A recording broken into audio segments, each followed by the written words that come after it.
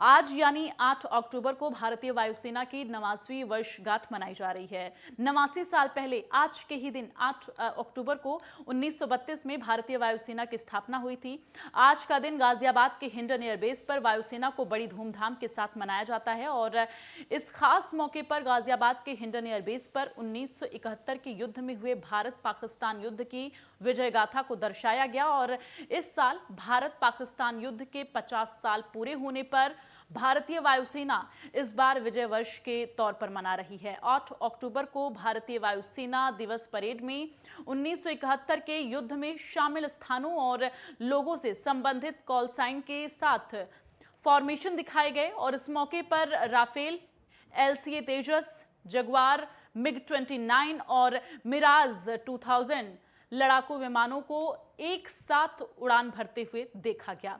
और आज के दिन भारतीय वायुसेना के चीफ और तीनों सशस्त्र सेनाओं के वरिष्ठ अधिकारी भी मौजूद रहते हैं। देश की वायु सीमा की सुरक्षा की जिम्मेदारी भारतीय वायुसेना के कंधे पर ही है और इस खास मौके पर हिंडन एयरबेस पर भारतीय वायुसेना के पंजाब, आपको बता दें, जो वायुसेना के जांबाज पायलटों ने सेना के विभिन्न विमानों के साथ शानदार हैरतअंगेज एयर शो का प्रदर्शन किया। हिंडन एयरबेस दुनिया का 8वां सबसे बड़ा एयरबेस है।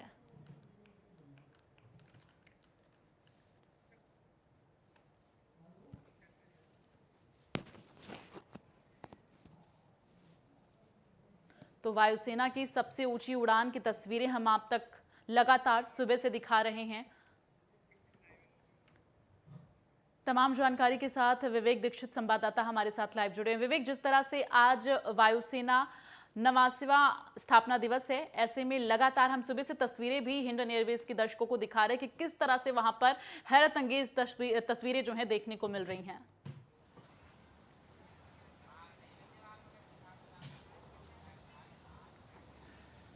बिल्कुल दीप्ति, मैं आपको बता दूं, नवासी जो स्थापना दिवस मनाया जा रहा है, बहुत ही वायुसेना के अंदर हर्षोल्लास के साथ मनाया जा रहा है। सबसे बड़ी बात यह है कि जिस तरीके से वायुसेना का जो रोल रहा है वो हमेशा अहम भूमिका में रोल निभाया गया। और सबसे बड़ी चीज़ ये है कि जो वायुसेना की जो कमान है वो VR चौधरी के हाथ में सौंपी गई है। हालांकि हम इतिहास में अगर जाएँ तो इतिहास में सबसे बड़ी बात यह है कि जब इंडियन एयरफोर्स की जो स्थापना हुई थी 1932 में हुई थी, उसके बाद 1933 में इंडियन फोर्स की जो पहला गठन किया गया था उसमें 6 सदस्यों की टीम बनाई गई, जिसमें 19 जवान थे। और सबसे बड़ी बात यह है कि क्योंकि हर बार देखा जाता है कि वायुसेना की जो भूमिका होती है वो पूरी अहम होती है। अगर हम बात करें 1965 की, तो 1965 में भी मिग ने, सबसे बड़ी बात यह है कि मिराज की अगर बात करें तो 1975 में 71 में माफ कीजिएगा 1971 में मिराज ने अपनी अहम भूमिका दिखाई थी, जो पाकिस्तान की जो वायुसेना थी उसकी कमर तोड़ के रख दी थी। उसके बाद कहीं ना कहीं जो लगातार देखा जा रहा था, अगर गोवा की बात करें तो गोवा में भी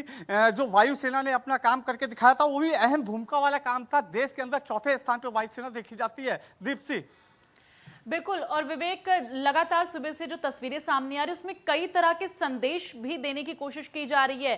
साफ तौर पर वायुसेना के जो प्रमुख हैं उनका कहना है कि बाहरी शक्तियों को हम भारतीय सीमा के अंदर घुसने नहीं देंगे।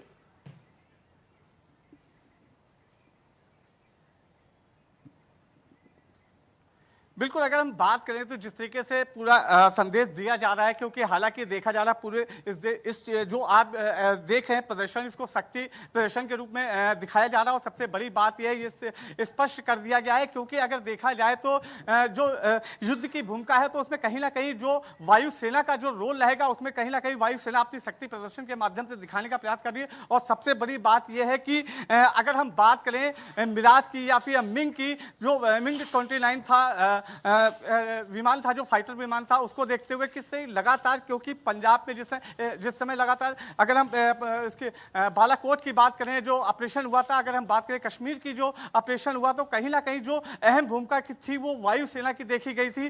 जो फाइटर प्लेन थे उसमें मिराज की बहुत अहम भूमिका थी। जो पाकिस्तान में 2000 में मिराज ने जो वायुसेना की जो पाकिस्तान वायुसेना की जो कमर तोड़ी थी वो विराज का नाम सामने आता है, जो फाइटर है।